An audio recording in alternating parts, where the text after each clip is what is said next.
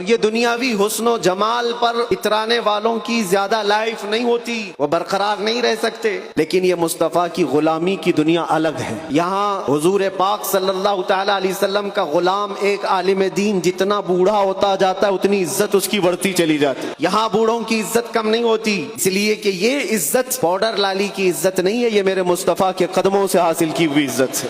ہم نے دیکھا ہے مرشد گرامی حضور تاج الشریعہ بدر الطریقہ عمر 75 سال کی ہو گئی، بڑھاپا تھا، لیکن ایک جگہ انہیں بٹھا دیا جائے اور لاکھوں کو ایک طرف، دنیا لاکھوں کو دیکھنا چھوڑ دے گی، اس ایک مرد قلندر پر دیکھتی رہ جائے، کیا یہ حقیقت نہیں؟ ان کو دیکھی ہوئی آنکھیں موجود ہوں گی۔ وہ حسن و جمال نبی پاک صلی اللہ تعالی علیہ وسلم کی غلامی سے حاصل کیا ہوا حسن و جمال۔ اسی بات پر میں کہتا ہوں، آبرو ما زنا میں مصطفیٰ، ہم سب کی عزت و آبرو مصطفیٰ کے نام سے ہے۔ ہر چے دری دنیا باد مصطفیٰ، جو کچھ اس دنیا میں ہمارے پاس ہے وہ نبی کے بعد ہے۔